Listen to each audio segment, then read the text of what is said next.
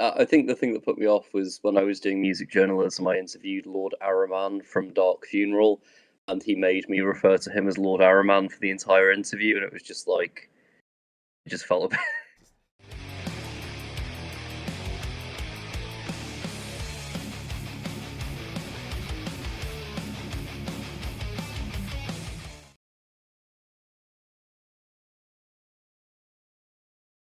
Hey guys, welcome to season 2 of my podcast series. I'm here with Rob of Hiraeth. So, what's your position in the band? What do you do? Go for it. I play guitar and do screamy vocals and also wave a sword around on stage like a madman. Nice, nice. I like that. I like that. So, you guys have a new album releasing in the spring of 2027. We'll dive into that a little bit more later. So you've had an EP, and so this is your first full length album. How excited are you for that? And what's the kind of the process been so far? We're very excited for it. Kind of just want to get it out there. Like we've not released any of it, but we've got like artwork that we've paid a really talented Canadian artist to do. That looks incredible, and I kind of hope the music matches that. Um, yeah, I think like songwriting wise and really just kind of like everything we're bringing in terms of composition and musicality to it is a massive step up from our EP Tales of Resistance, which released last year. I just think we've like kind of like gelled more as a band, having had like a year playing gigs together and stuff like that, and we've just kind of like Yeah. at least for myself, Olivia, and Corey, none of us had ever done the whole being in a band properly thing before, whereas our drummer Josh had been in a metalcore band like many years ago and things like that, so he kind of had the experience of recording and doing all sorts of other stuff. But for us, we're still finding our feet, and we feel a lot more confident going into the LP than we were with the EP. Nice. So you've kind of been like I say, apart from your drummer, you've just been kind of like learning on the job and figuring out how it all works being in a band. Because I've been around enough bands to know that there's always politics, and there can be even to a lesser extent with some people there can be egos that go into it and stuff. And when it comes to writing and that, it can be that stuff can happen. Yeah. So the first question I've got for you really is, how did the band start? Like, what was the starting point? Okay, so uh, myself and Olivia, who is the lead guitarist of the band, we'd been trying to get a black metal project off the ground for many years. And then the kind of concept of Hiraeth had came about between us, like through years and years of if we had a black metal band, this is what we do. The lyrical content would be about Welsh history and yada yada. Um, but it never got off the ground. We kept trying to make it happen with other musicians who, for varying different reasons, like either like commitment levels or like what have you, it just wasn't working. And then me and Olivia worked in a coffee shop, and our manager was just like, "Why don't you ask Josh? He's a drummer." And I was like, "He wouldn't be interested." And it turned out he was very much interested. And what started as him just kind of having a jam with us to try and possibly help us get an EP released. At the very end of it, he was kind of like, "Can I join the band properly, guys?" And we were like, "Yes, yes, please." And Nice. then I pretty much just handed Corey a bass guitar and told them to learn it. Just rather than looking for a bass player, I just sort of grew my own. Um, that's kind of how we got started, really. As I said, it was like a long process of like back and forth conversations, and me and Olivia trying to get something off the ground for years. Then when the right pieces fell into place, it all kind of snowballed, and the writing of the EP happened quickly, and gigs, and getting a distro interested in putting it out, and like kind of like all of the all of the things that we've done in the last year, just kind of like everything fell into place very quickly and very easily. Nice. So you kind of it took, like, you knew exactly what you wanted to create, but it was just finding the right pieces, the right people to put it all together. That sounds like a really fun process, as well as a hard one. Yeah, and also like our drummer Josh is also like an amazing producer as well. So he records and produces, mixes, masters all of our stuff as well. So having all of that handled in house is it's amazing on the hand that it's a very collaborative process that you might not get with like another engineer, but then on the other hand, it's also free. So it's a win-win. Yeah, yeah, sounds ideal. So what? So, why black metal specifically? So black metal specifically, speaking for myself personally, and I believe Olivia feels the same way. Slightly different with the other two members, but nothing has kind of like really hit me at my emotional core in the same way that black metal does when it's done properly. Like that sort of the sense of like catharsis and emotion that can be conveyed through it is unlike anything else. It's unfortunate that there's connotations with black metal, specifically like sort of the politics and things like that, which is something that from like day one we were very keen to distance ourselves from the kind of like far right aspects that are still Yeah, present somewhere in the scene, but less so than maybe they were in the 90s and early 2000s, which kind of puts a lot of people off black metal. But I think it's just the emotional resonance of it, and also I've seen other bands communicating like history and folklore and like their own like kind of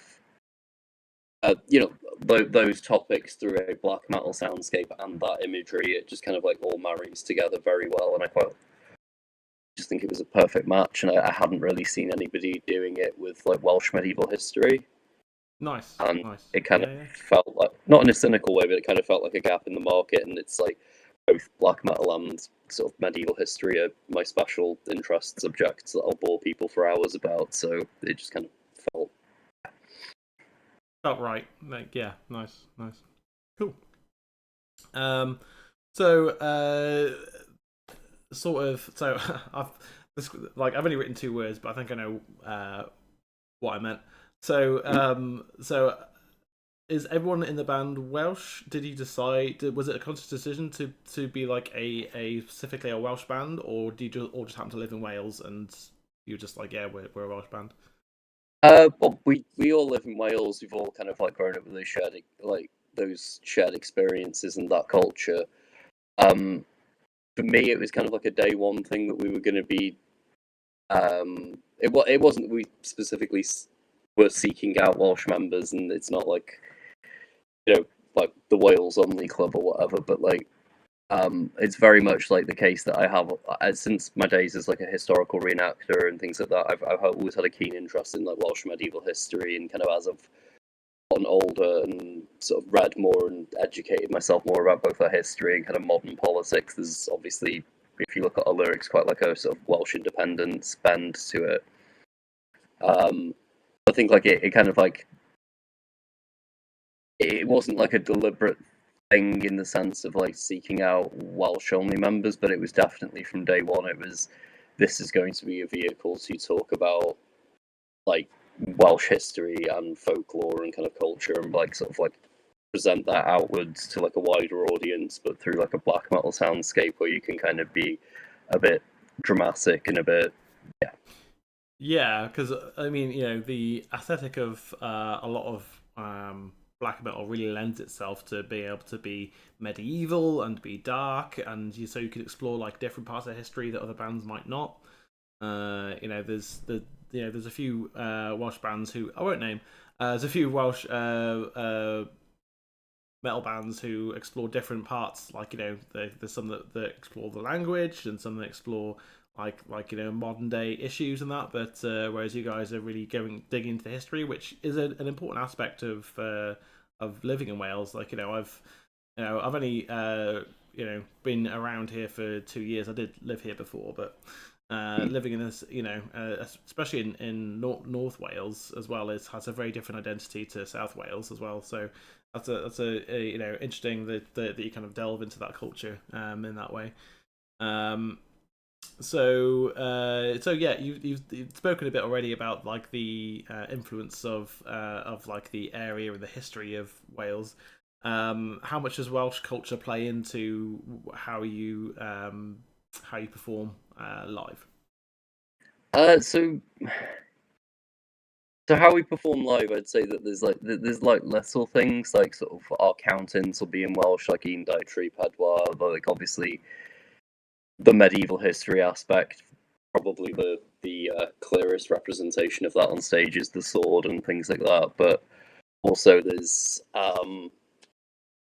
the bilingual approach to songwriting as well. So like all four members of the band are learning Welsh, but not necessarily like fluent at this point in it. But it's still something that's like very important to the four of us to learn and to try to kind of keep the flame alive with that one, because it's kind of, as I said, delving further into our history and the suppression of the language and things like that. It's kind of like very important that that is allowed to continue to thrive, but also from a songwriting perspective, it kind of also what I've tried to do is write certain aspects of a song from maybe, like, say we've got a battle, the English perspective will be in English, Oh, it cut out there. Hang on.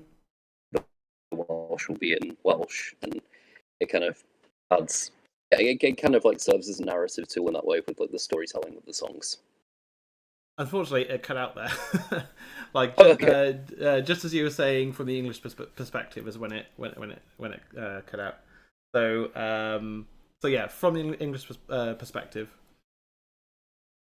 Yeah, so we will with songwriting, we will write from both a Welsh and English perspective. Like say, like take a song like Krogan, which is about like a battle fought between the Welsh and English. One side will the lyrics will be in English, one will be in Welsh, and it kind of like it's in like a narrative tool, but also like lends like Wales and Welsh to be the language of resistance against sort of like the invader and things like that, and like it ties into bigger themes that we're trying to kind of play with a little bit. Oh, awesome, cool. So you're also exploring an important modern issue, which is Welsh independence, which is something that gets talked about every election, basically, and that sort of thing. Oh, that's really cool. So, what would you say has changed since the early has anything changed since the early vision of the band versus the version of the band that you are now? Like, has anything shifted? I'd say that in terms of like lyrical content and aesthetic and things like that, it's pretty much as I imagined it when me and Liv were having those like preliminary conversations of, oh, if we could start our own black metal band, we'd do X, Y, and Z. I think like the musical direction of the band is very different, because I very much envisioned it as a very traditional atmospheric black metal band, but having a drummer coming in from like a more metalcore background and things like that. It's added elements to the songwriting that I never would have thought of. I would never have thought it would have worked in a black metal context. Like one of our songs like has a breakdown in it that, like, to my knowledge, I've never really heard another black metal band do that. Yeah, that's not. Yeah, but that's a unique point for you guys to have a breakdown in a black metal song. Like, that's pretty cool.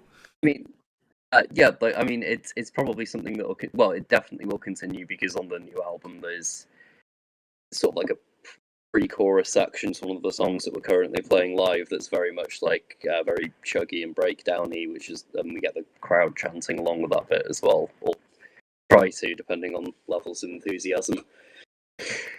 Yeah, you can't always tell. You can't always tell with that stuff. So, what would you say is like the emotional space of the band? Like both on when you're recording, like what emotions do you guys use to write the music, and then live? Is that the same? Is it different? I think like live's definitely a different animal, and I'll come to that in a second. But I'll do them in order. Yeah. I think like grief and sorrow and anger kind of are the emotional states, at least, of the songs. It's not saying that we're in the studio absolutely raging or something, but like that's definitely like the headspace I'm in when I write the lyrics. Like especially with like the song Hiraeth, that was very much like the one that I probably spent the longest on, and I'm like most proud of lyrically. Even compared to like maybe the stuff on the new album, because as I said, I spent a very long time writing it, and I also married like the concept of what Hiraeth word means. You know, the longing and yearning for a past that may never have been, and you know, like that, and tying that to the concept of Welsh identity and independence and things like that. And a lot of that was kind of expressing like feelings of maybe like ancestral grief, and yeah, that was like kind of carrying through. And then obviously there's the blood thumping rage of like the sort of songs that we have that are just like about a battle that happened or something. And then yeah, I think like especially with atmospheric black metal, you also want that like kind of like vast like melancholic feel to it as well. I think like yeah, like melancholy, sadness, anger. There's the kind of emotional spaces that we're trying to go into with it. Live, it's very different because even when you know like those are the songs that are being presented, you want to put on a good show for people. So a lot of it will be trying to out as much energy as possible and hopefully receiving it back from the crowd as well. So like um yeah, I guess in like a live context, we're concentrating more on showmanship and like really providing like a kind of memorable live experience for people. Plus, still trying to like maintain the emotional core of what those songs are. Nice. Yeah, yeah. I So hope you I. just yeah. No, that's fine. Yeah. So you're trying to connect the crowd to like what the songs are about and trying to bring that feeling in, but in a in an engaging way, not in a we're all going to be sad together way. Just It's like in a yeah, like yeah, yeah. it's not. Yeah, I don't want to be like handing the Kleenex out and stuff like that. No, It's more exactly. rather Yeah, rather see people moving. yeah. So with your new oh no, that was a different thing. But sorry, I skipped ahead then. I think we've already covered that next question. Actually, you've covered it quite well. So in your own words or in your own mind, what makes Hiraeth different from other like black metal bands? I'd say probably the lyrical and cultural content is definitely there. I think um, drawing on other musical influences as well. Like I don't know if we're going to be able to realize this on the album, but I certainly at a certain point in the band want to have a lot of like traditional music added to it. So like take drawing from like Celtic traditional music and having like pops and flutes and that you know that kind of thing, and really you know, soundscaping in such a way that it conveys that old world kind of medieval aesthetic a bit more. Nice. Um, So a bit more like Celtic kind of feeling to it. yeah, precisely. But the main stumbling block on that, like I play like a little bit of like flute and things like that as well. But like the main stumbling block on that is replicating it live. So we're waiting to a point where we have maybe like in-ear monitors and a click track and things like that. So we kind of didn't want to experiment too heavily with this stuff on the album, then realize we can't replicate it live. Yeah, I mean, I think when it comes to once you've got like a few albums down the line, and then because there's some bands that like will write this like grandiose stuff for their album, and then they never play it live because they just can't or they can't yet, sort of thing.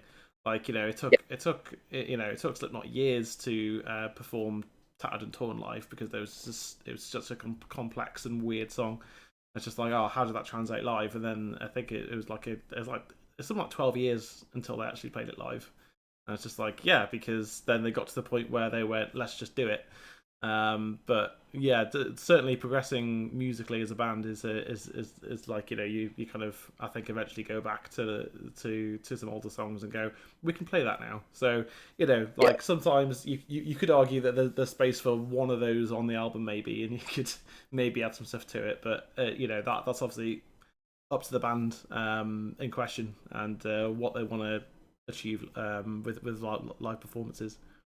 Yeah, like I know like Rush used to do like a thing where they'd have like one song per album that they never intended to play live, so that they could just play around with it in the studio and make it as elaborate as possible. But then they got to the position many years later where like technology had actually like caught up to them where they could replicate it live, and that was like quite a cool thing. We're kind of the reason we made that decision was because our bass player came to us with like a really, really amazing demo.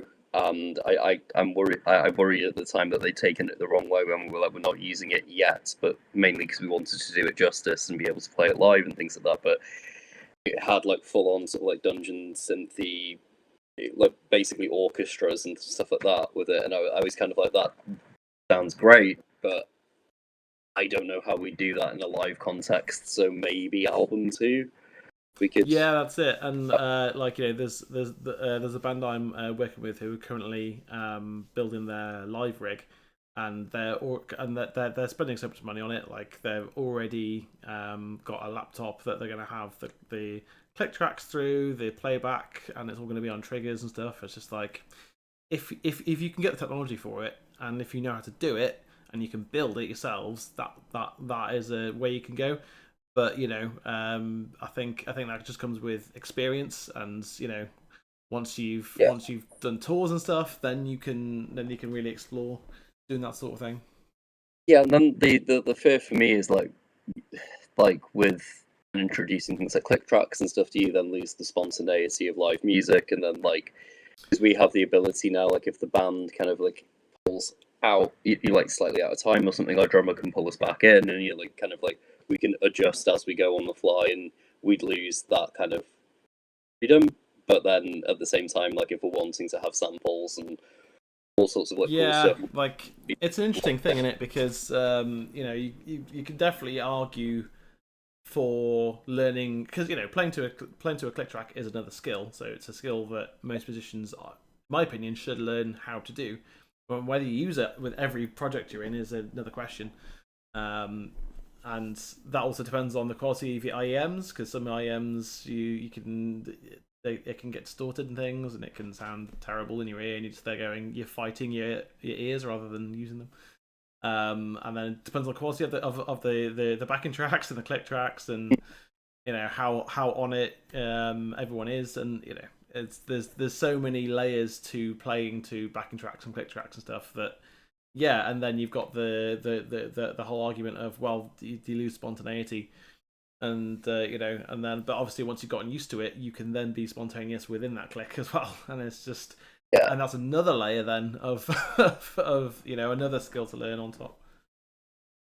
I think we're eventually probably going to adopt it, but it's just kind of like a time and money and kind of like waiting to get the in-ear monitors and everything. Absolutely, And absolutely. had like a really negative experience at Fortress Festival this year because saw a band who like I could tell from listening to them that they would be a band that I'd absolutely love, but I don't know whose fault it was. Was it the engineer or the band? But they had their click track playing like out loud through front of house speakers for the entire show. I hadn't split So the signal. Yeah. yeah, and so basically, Midnight Odyssey ended up being referred to as Click Track Odyssey on the festival forums for. Well, they I mean, continue. and yeah, and like probably most bands were playing with clicks, but they just weren't coming out front of house. So Yeah, it was unfortunate because, as I said, it was a very sort of like shreddy neoclassical kind of approach to black metal that I think I would have really enjoyed. But like the very loud, prominent click track really took me out of it. yeah, and it's possible that the sound tech was suddenly going, it's just it is. I can't fix it now. It's like they're already playing. It's too late. Like I can't. Yeah, Fix like it. it's why I wasn't trying to assign blame to it. I just Yeah. But it could have also been the band, and yeah, don't know. Okay, so let's dive into the new album, and obviously, I don't know yet how far you are with that. But we'll start with where the new album came from. Like, what was the goal that you had in mind for it, and where how do you feel like it's going? So I suppose like the initial goal of it was basically if the EP was the thing that introduced us to people, the album would be the thing that sort of finds like like who we are and kind of like it, like also kind of crystallizing maybe like those elements from the EP and doing them better. That was kind of the main goal, and also there was obviously certain lyrical topics would come up that I wanted to talk about, or like snapshots from Welsh history that I was like, as I'm reading, I'm kind of like, oh, that would make an incredible song. I'm gonna like bookmark that. The like initially, like our goal was to have it out this autumn, and then for very good reasons, like it's I have to be careful what I say, but we've I won't name names or anything, but we have like a label interested in releasing it. Like, but that's very tentative right now, so I kind of don't want to, fine. like, Yeah. nothing set in stone. But the Yeah. release window that they had was for the spring, so we've kind of like delayed that. But then that means that if everything goes according to plan, we can have like a vinyl release and things like that, and like things that we previously, Yeah. like things that we previously kind of thought were way, like sort of way in our future, and we wouldn't be able to do for this release.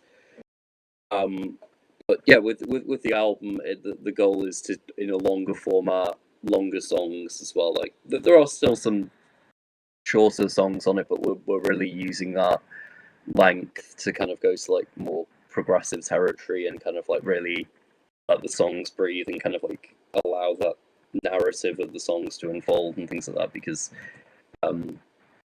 like we're about, I'd say we're about 40% through the actual like writing recording phase of it, and then it's all on Josh to mix and master. But for people who've seen this live, they've heard two of the songs that are going to be appearing on the album. Those are "Die Upon the Shores" and "Krugmauer."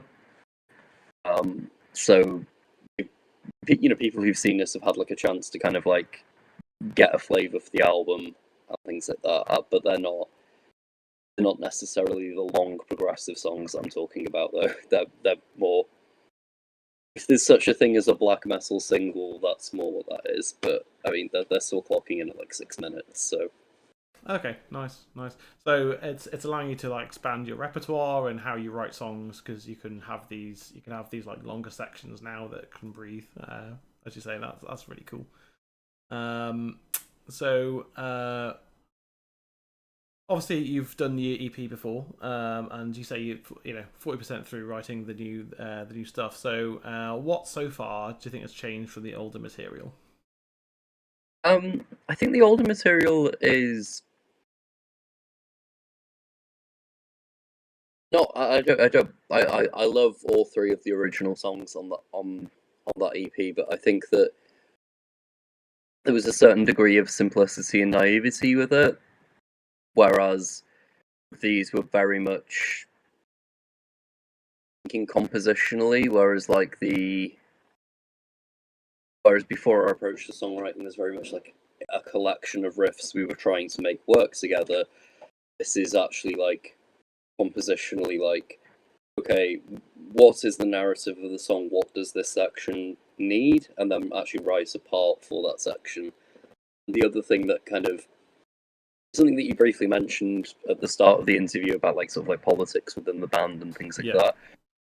I think that one thing in this album as writing cycle that has happened is really positive, is that we've become far more collaborative rather than it being like somebody goes away and writes a song. It's now become back and forth, and then the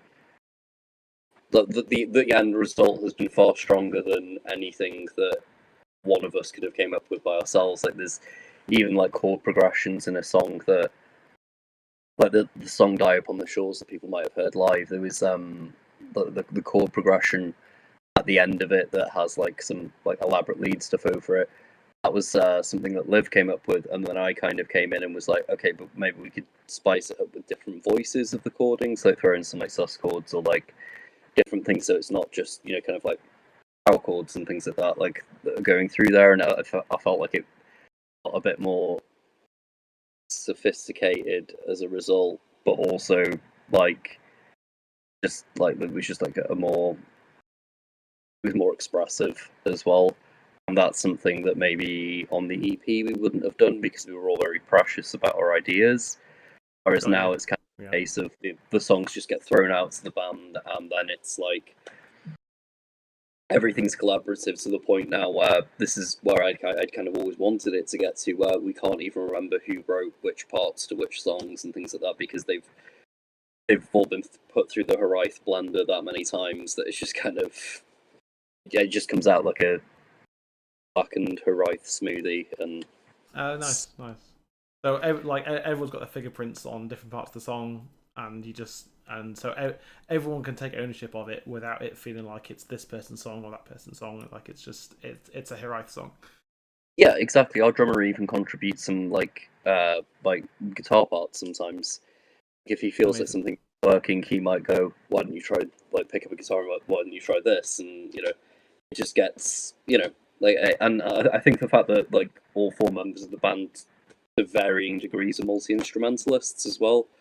We all play a bit of drums, a bit of bass, a bit of guitar, to differing degrees. So there's so everyone's got a level of understanding, and you can all go, that sounds good, but also what about trying this and that, and then you can just collaborate in that way. Yeah, exactly. Like I can kind of say to Josh, oh, could you do a 16th double kick pattern on there with doing snare on the two and and I can actually speak drums rather than just having to go boom boom boom ba ba ba ba. Yeah. You don't have to try and voice it out. You can just say, "Oh, this, and this," and he'll go, "Oh yeah, cool." And he'll play it like that. That's great. That's great. So yeah, 40% through the album. That's cool. So I think you've touched on this a little bit. So overall, so as a whole album, what do you feel like you're chasing sonically as a band? Sonically, I think I would probably say that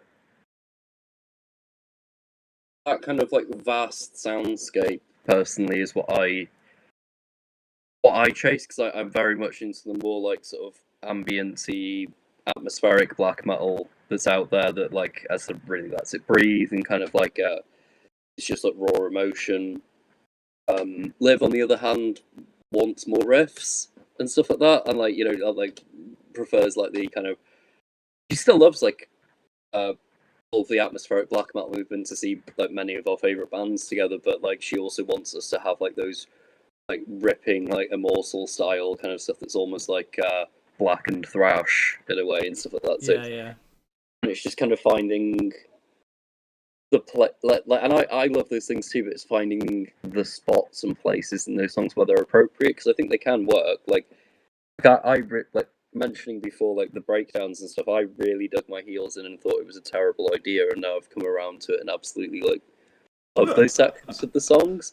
Yeah, I was very much that's not black metal, and then I got outvoted, and I'm on reflection kind of happy that I got outvoted on that. But yeah, I mean, yeah, certainly, yeah, being able to collaborate in that way is good as well. You can go, all right, we'll try this out, and then later you go, actually, yeah, that was pretty good.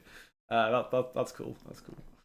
I mean, but personally, I'm a fan of symphonic black metal, so Dimmu Borgir and Behemoth and that kind of stuff, and that kind of led me into enjoying deathcore as well. So Lorna Shore, because they started introducing symphonies into their music. I was just like, that sounds sick. So yeah, it does. It's so you're going for that grand scale black metal sound. Yeah, it's kind of we want to introduce a big soundscape and kind of lots of Foley kind of sound effects and stuff, which is something we played around with on the EP and stuff. But I kind of want them to not just be those, and I still want this that kind of melancholy, almost hypnotic feel that some atmospheric black metal can have. But I also want it to have almost a cinematic quality to it, in the sense that if we're telling a story about a battle, there'll be, possibly in the solo sections or the bridges, there will be sound effects and kind of the flights of arrows and clanging of steel and things like that. So and kind of thematic sounds rather than just the symphonic. Yeah, nice. Yeah, that mixed with like possibly album two, we'd be chasing more of kind of because I'm also a big fan of like some symphonic black metal, like Angren, for example, is like a huge one for me. Uh, I, I kind of prefer it though when it's a bit of the dorky 90s MIDI dungeon synth elements added to black metal as opposed to Nice. like actual orchestras. But I think that just has like a dorky little charm to it. Like it's why I love the first Stormkeep album.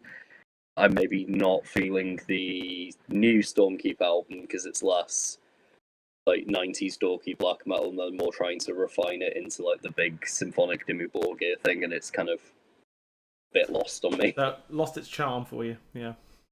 Yeah, exactly. I kind of then again, I love things like summoning and stuff like that. That's just got like those 90 Casio keyboards trying to tend to be whole orchestras and things like that. Oh yeah, yeah. That's like that. That sound is very, yeah. It is very. It's 90s. It's exactly 90s. Yeah. It has like this weird like charm to it, and I think it kind of like lends to that transporting you to that other world kind of thing. Possibly because it sounds like the RuneScape soundtrack, but I don't know. Yeah, I mean, like Stormblast, the first Dimmu Borgir album, is like has that all over it because they couldn't afford an orchestra, so it just and it's that yeah again it's 90s, it's that really it's that like symphonic in very inverted commas sound that people wanted, but no one could afford it back then, so they just did it on that a has Casio more of a keyboard. charm to it. But that, for me at least personally, that has way more of a charm to it. Kind of like feel like I don't think Stormkeeper working with an actual orchestra, but I just think that they can afford better samples now. But it's still Probably, yeah. yeah, it's still somewhat lost on me. I kind of prefer the like the old school Emperor worship that they did on like the first album, Tales from Other Time. That was Yeah. Yeah. So before we jump into what I just call the fun segment, we're just going to talk a little bit about the reality of the underground metal scene, which is yeah, sure. obviously when you're starting out in the UK, there's a huge underground metal scene, but it is 10,000 bands all trying to get the one spot at this festival or that thing or whatever. Yeah. So how have you found building your niche in, because black metal is still one of the extreme metal genres, so how have you guys found building your niche in Wales with black metal? So I've found like I wouldn't go as far to say that there isn't like a black metal scene or like there aren't black metal fans in Wales, but like obviously Wales is makes up 5% of the UK's population, so you could guess it makes up 5% of the UK's black metal listening Yeah. population. And then you might get 10% of that 5% into black metal, and then even small percentage in the areas that you go and play, and yeah. Yeah, but one of the cool things, like for me, like when we played like very eclectic bills and things like that, and we do seem to get like a black metal crowd turning out for us, and enjoying what we do. Even some of our favorite bands like have ended up like supporting us by like buying merch. Like I've ended up sending merch packages to America to like some of my favorite bands because they've bought our stuff, and that's just surreal. But like Yeah. my favorite thing is like when we've done like been on the bill with like primarily like hardcore bands and stuff like that, and then people have just came up to us from the audience and bought our merch and been like, I fucking hate black metal, but I loved what you do. That's kind of like for me like really surreal. Like Yeah. the fact that somehow what we do, I don't know, maybe it's just that they'd never seen it in a live context before, so it didn't click for them, or maybe maybe we do something a bit different that resonates with more people. I'm not sure, but Yeah, I mean, I've seen plenty of bands live. Like I won't name any because I don't do that. yeah, Who I've been like, oh, that's amazing. And I go check out the album. I'm just like, eh, like So sometimes it is that, but yeah, like especially when you're playing with other genres. I remember going to see. Oh, I can't remember. Oh, it was Sepultura on their UK oh yeah, final tour. It was Sepultura, Ginger, and then there were two hardcore bands playing. And me and my ex, who went together, we were just standing there going, "This is not a thing at all. Like this is not a thing." But the second band, I was just like, okay, these guys actually kind of slap. And when I tried to listen to the album, it wasn't for me.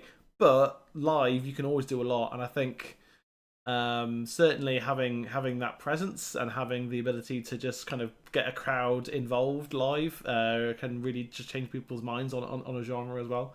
I've never been into hardcore, but if there's a hardcore band playing live, I'll go check it out because it's fun and they've got good energy and that sort of thing. So it's really an interesting thing when you have people who are into a complete different genre who don't listen to black metal, like you said, come Mm. up to you and be like, "I don't like black metal, but you guys are sick." Like, yeah, Yeah, that's very cool. Um, it is. so Not. go on. No, no, no, carry on. I was more just agreeing with you, but Okay. So how have you found how have you found the Welsh scene versus the wider UK scene? uh, okay. I want to be a bit diplomatic when I say this, but like the Welsh scene isn't necessarily non-existent, but it's definitely not maybe as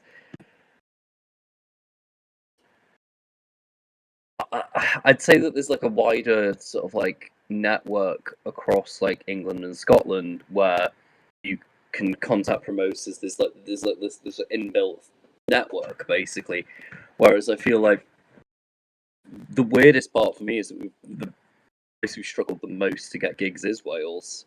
I don't know if that's like because we're not only does Wales not have the biggest population, but it's also quite sparsely populated when you look at it. Like it's like clusters of towns in the north and like a few cities down south, and then that's kind of it, really. Yeah, I mean, Like, I've been on tour with bands around the UK, and I don't think they ever played Wales. Like, it's just not a yeah, thing like that ever happened. we've played Cardiff, and we want to play more in Wales because it, obviously. I mean, the whole concept of the band is so rooted in our Welsh identity, but like as I said, it's weird. It's easier for us to get a gig in like Bristol, Manchester, York, anywhere in the like sort of wider UK. Like our very first gig was in Glasgow, playing an anti-fascist black metal festival there, and then that kind of like we keep getting people begging us to come back to Scotland, so we've done that. We're doing a date in Edinburgh, and we're currently Nice. trying to knit that together with another Glasgow date, so that all the people who saw us at that Glasgow festival can come see us again because it's the place we get badgered the most to play. Yeah, it's interesting when you end up on like the other side of the country or the other side of the world. There's a band I used to work for who, and this was back in the days of MySpace, so there's because I'm an old man. There's a long time ago, and like you could when fans interacted with your page, you could see where in the world they were, and outside of the UK, they had a band across Texas, and then Japan. I was just like, never even been to Japan or Texas, but we've got fans there, and so like, yeah, so like like just having leaving a good impression in a place, especially if you're like you said, you played the anti-fascist black metal festival, and yeah, so obviously you guys made an impression, and so they're just like, yeah, just come back, just please come back, and Yeah, that's huge. That's huge. yeah, and weirdly, like jumping on from what you were saying about your experience with MySpace and kind of seeing it, the only way that I can really gauge where we're sort of making an impression is when we're sending like merch to places. And we've sent several packages to like Germany and things like that, and then we get like requests like to play Germany, and I'm like, that'd be amazing, but there's like logistics and financial There's so components much to that. stuff. Yeah, Yeah, like yeah, so like playing in it in another country takes a lot of paperwork and a lot of work and money. yeah. I mean, like kind Yeah, of like my ideal situation for that would be maybe getting booked for a festival there that kind of like justifies the trip, and then like trying to like sew together a couple of dates in and around that country to try and like make the most of our time there. absolutely. But Yeah, yeah. Just kind of turn it into a tour, basically. Yeah. yeah, but I think we're we're a ways away from that, but fingers crossed the album goes down well enough and might open some doors. But who knows? Yeah, absolutely. Um, so when through this process of playing across the UK, how have you guys dealt with, first of all, authenticity as a band and as band members, and then have you experienced any pressure, or has it just been pretty chill?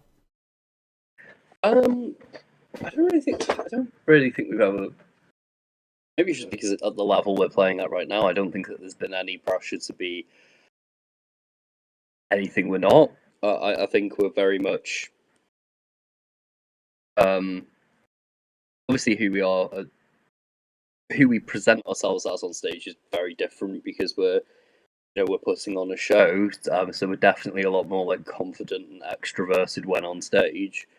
But I think, yeah, I don't think there's been any pressure to be any different to who we are, and I think like it's just on the whole been like an incredibly positive experience. There's been like, yeah, there's been zero anxiety in that way because it's every on the whole, I could say like pretty much every experience we've had like playing around the UK, we've played everywhere from like Glasgow to Bristol and in between and stuff like that, and it's always been like positive, welcoming atmospheres and stuff. And even when Right. maybe necessarily the gig didn't go down well, it's not. I think it might just be like it hasn't gone down well for the other bands that night as well. So maybe it was just a bit of a miserable crowd or something. Like it's not.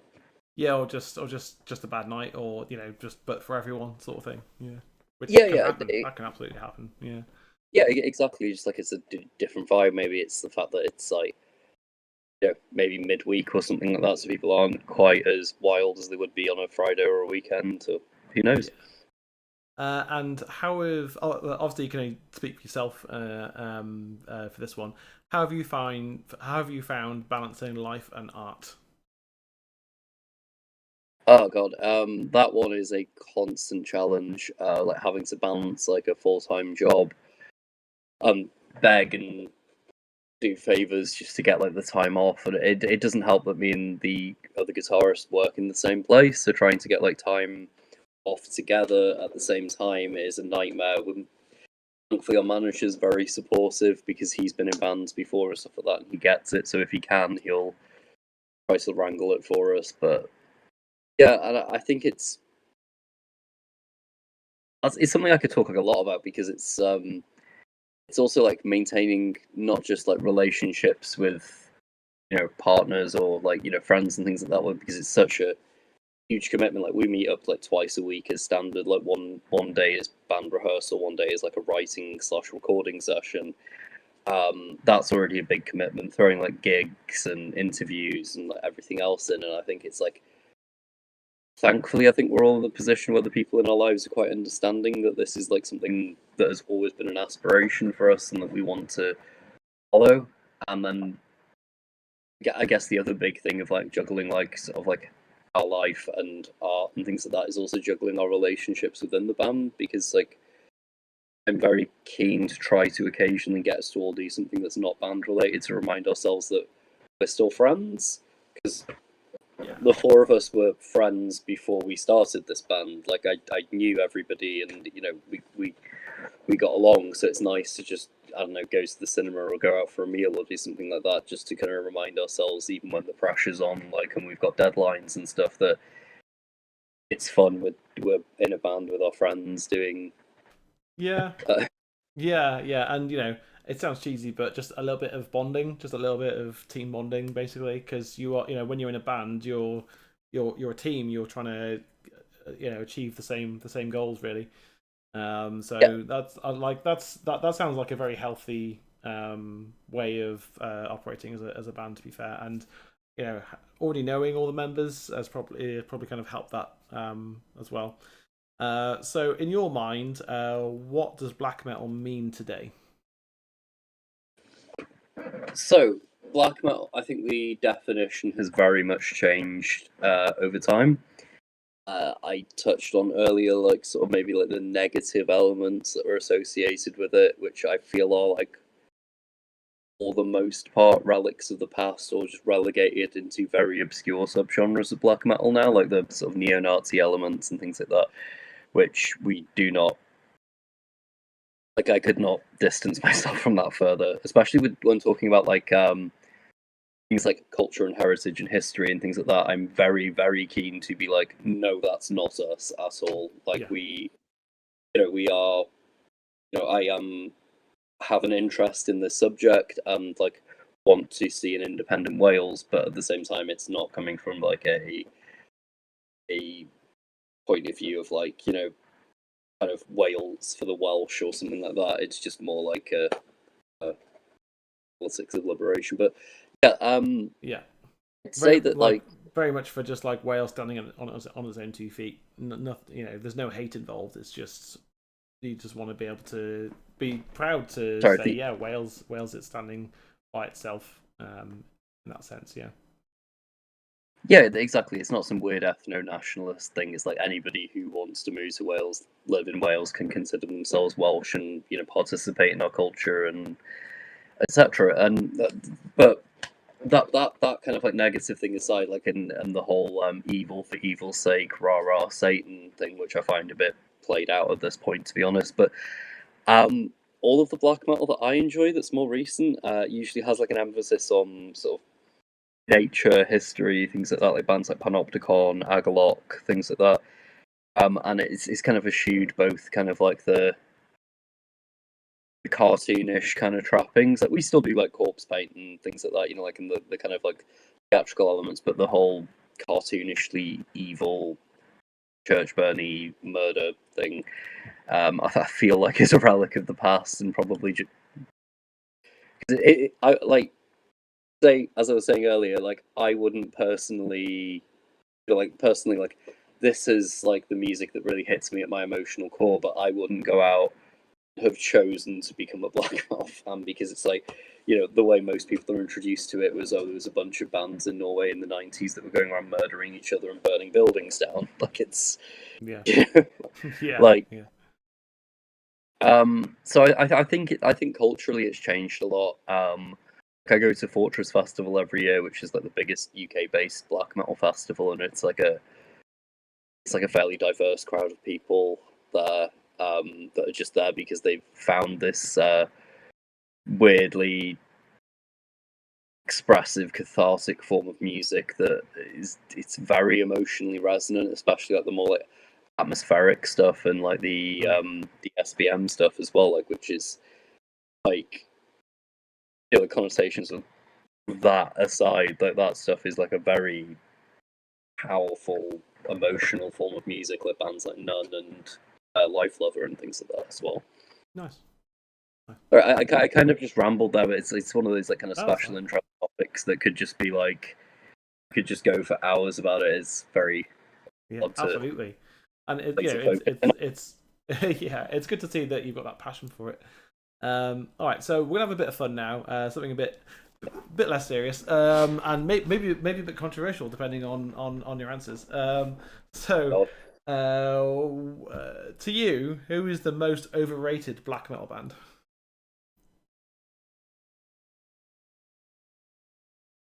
I'm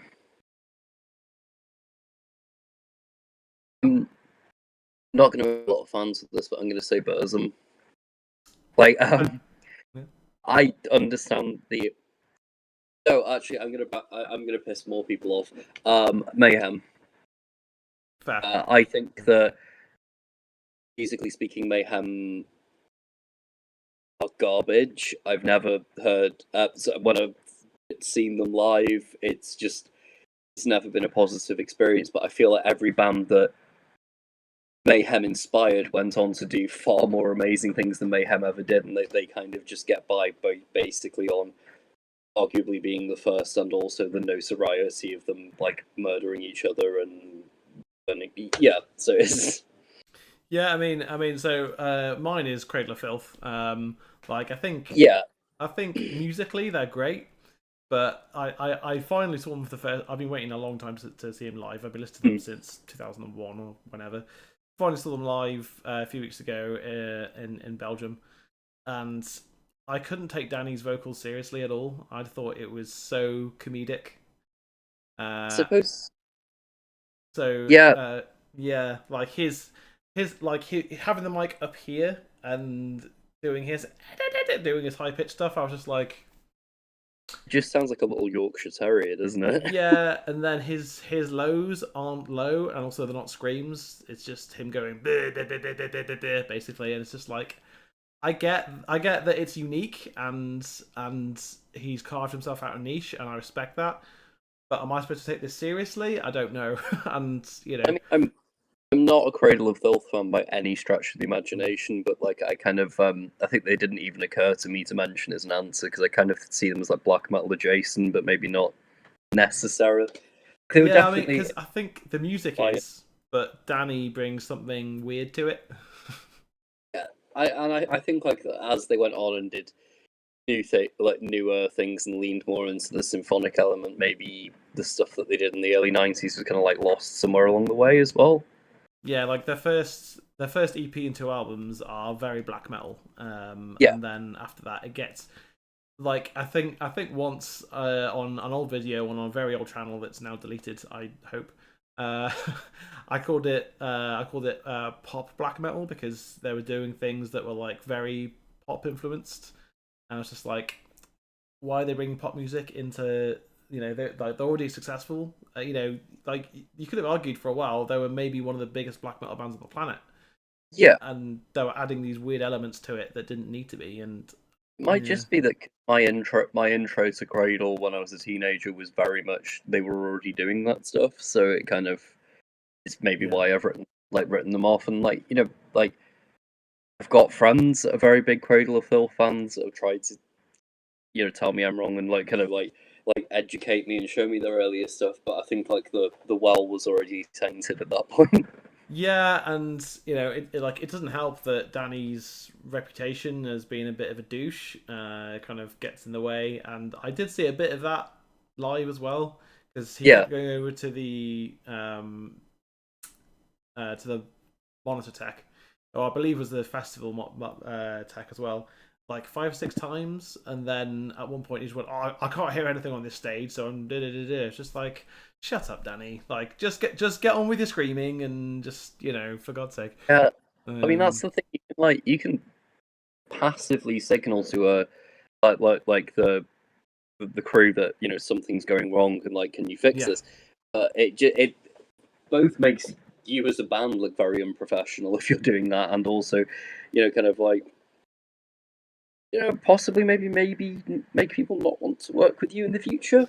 yeah. I mean, I don't know if Danny was just salty because they were on the third stage, but maybe. But Yeah, like I thought the performance was pretty good. I mean, I didn't stay for the whole thing, to be honest, yeah, because I couldn't take it seriously. But I was just like, this is fine. This is Cradle of Filth, and it's very you've got all the visuals and all the lighting and all the and the. But there's the Danny's the only one left. Like, there's no original members left. It's just Danny and the rest. like yeah. Danny Okay, and so he's abusing that week.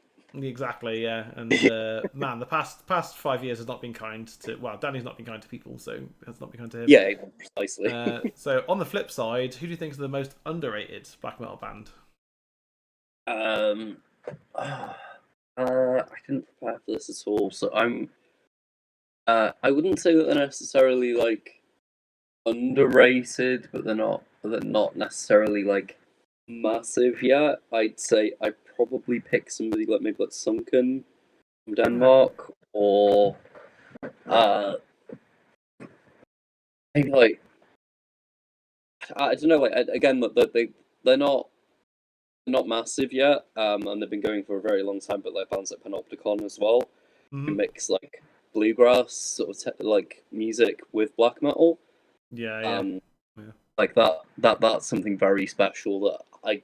It's weird. Like people, if you're into the very underground of black metal and stuff like that, you'll know Panopticon. But like just talking to people in passing, I'm kind of like shocked that they're not bigger than they are. Um, but if I'm gonna go really obscure, there's a Manchester-based like black metal, like atmospheric black metal outfit called Cairns. I who have heard of them actually. yeah, they've only got an EP out right now, and they're supposedly releasing an album soon.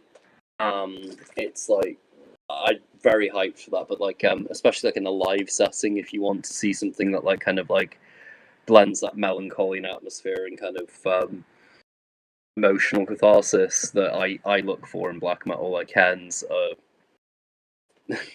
On that level, like yeah, okay. Yeah, they're amazing, and it shocks me that they're not not at least playing slightly larger festivals and on the bill for Fortress Fest or something like that. Like it's they Yeah. deserve it more than anyone.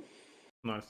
Yeah, there's again, yeah, there's a few bands that I talked to and have worked with, and I'm working with today. I just go, how are you not signed to a label, or how are you not touring? Like, but sometimes it's circumstance, or it's like they're just kind of doing their thing, they're kind of building it. So it can be so many, as you'll know, there'll be so many factors that go into this stuff, and sometimes it's just luck, as well. Okay, forest ritual or studio session? Forest Ritual studio session. I'm gonna say Forest Ritual because there's a band from Siberia called Grima, and if you get the chance, they did like a 40-minute set with like lots of theatrics and sort of like ambient lighting, like in the middle of a forest somewhere. Nice. That was just Top. Nice. Vinyl or tape? vinyl. I'm sitting on a collection of like 200 to 300 records, so Oh, nice. I'll have to check out that collection sometime. Yeah, I love vinyl. So my only vinyl is that one currently. I used to have I think 15, something like that. But a few broke, and I lost a few in a couple of moves and things. So just down to my Matrix one, and that's it. I used to have. I think my favorite one was Deep Purple Machine Head. Was just like that classic cover and everything. I've got some. I've got some that I've paid obscene amounts of money for that. Well, I'm not going to disclose how much, but I've got like original pressings of Dark Throne stuff from the '90s that like at least when I bought it, it was like the only pressing that existed. Like it's since been reissued as like vinyls exploded again and stuff like that. But like yeah, I've got like a first pressing of Under a Funeral Moon and things like that. But like wow, nice. Okay, and then last one before we go into our like last serious bit. What's the most un-black metal thing that you love? um, Studio Ghibli movies. I don't know. Like I'm quite into like Stardew Valley as well. Like kind of like very like Nice. wholesome, cozy games and movies and things like Yeah. Yeah, good. That's good stuff. that. Okay, so the last section we'll go into is the future of the band, future Yes. of Hiraeth. So, what do you feel like you want to preserve going forwards? The preservation would probably be. I'd want to preserve it, but improve the general aesthetic. Like so, like right now we've got like bits of armor and leather and the corpse paint and stuff like that. I'd like to kind of, without making it too tourist sassy, I'd like to like kind of blend like a kind of like traditional black metal aesthetic with like a bit of the medieval, but Nice. like maybe, but not make it look completely like fancy dress. Um, I'd like to preserve the kind of like ethos of the band, the core thing of like atmosphere and storytelling over everything else. Cool. Um, Nice. but Yeah. still room for new things and new instrumentation, and like as I said, like maybe albums who will have like more Celtic folk elements and things like that. But like the core of it is that's what I want to preserve. Nice. What does short term and long term success look like for Hiraeth? Short-term success for Hiraeth would be getting our album out with physical release in all formats.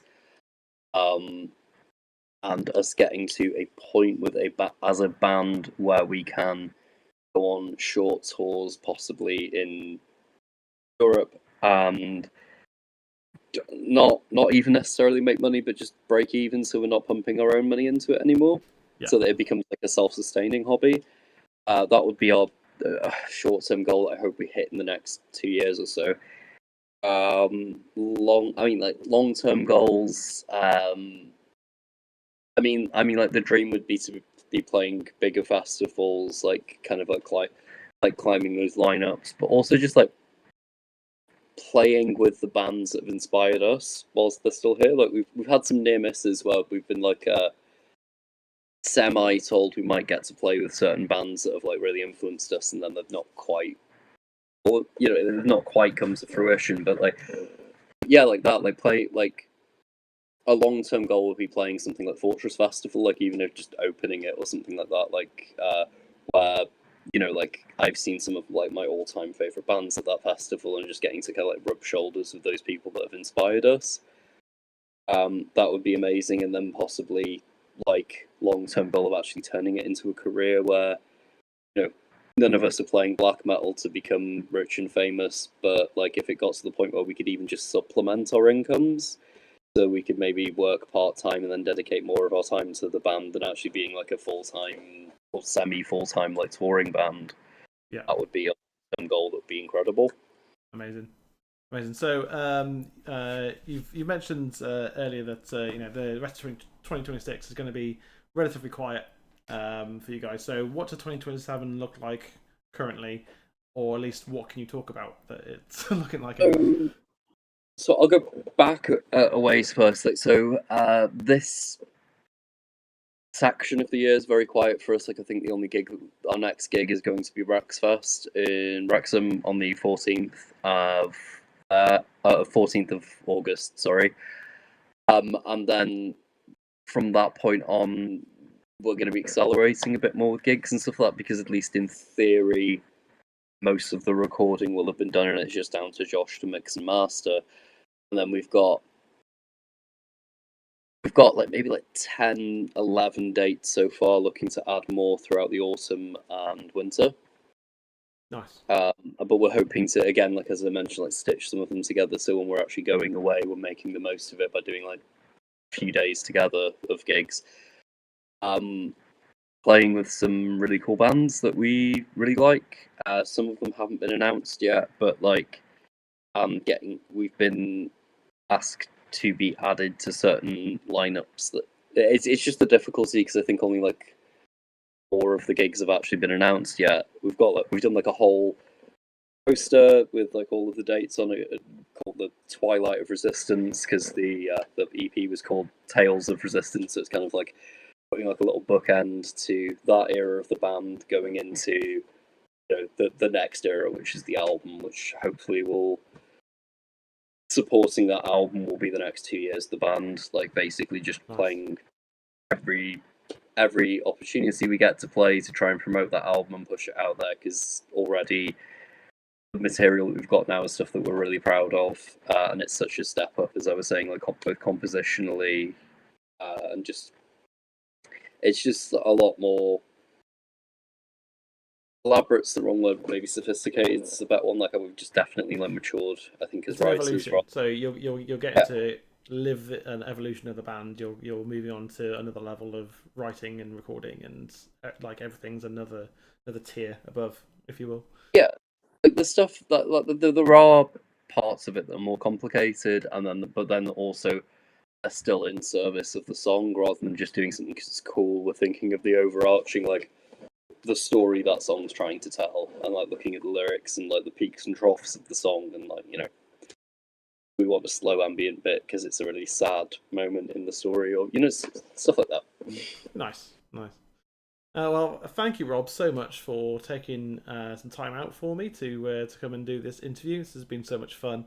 So we've got the dates obviously not announced yet, but we've got a new album coming out spring 2027. I look forward to hearing that, and I will react to it on the channel. Looking forward to that. Where are the best? Go on. Oh, I just said I forgot to thank you on behalf of the band for doing the little reaction to our first single as well. Absolutely, yeah, no problem.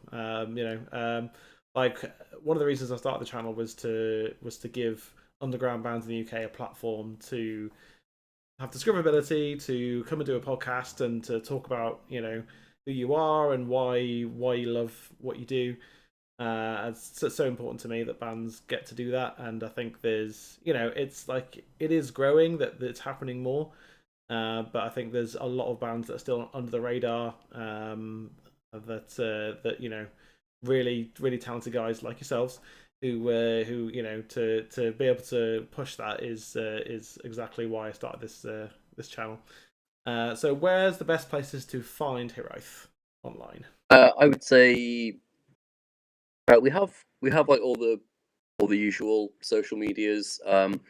Probably say like Hiraeth, uh, Hiraeth's Instagram, and probably our Bandcamp is the best place to get in like basically get updates and things. We do update the Facebook and things like that, but as a platform, it doesn't seem as useful for promotion anymore. No, it's not anymore. I think I think Bandcamp and Instagram I think is the best ones. But yeah, just drop me a list of all your socials and I'll put them in the description down below. So go check it Amazing. out, guys. Make sure you check out Hiraeth down below. So yeah, as I say, thank you so much for coming on today. It's been an absolute pleasure talking to you.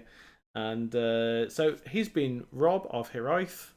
I've as always, I've been Alexi. I'll see you next time. Peace.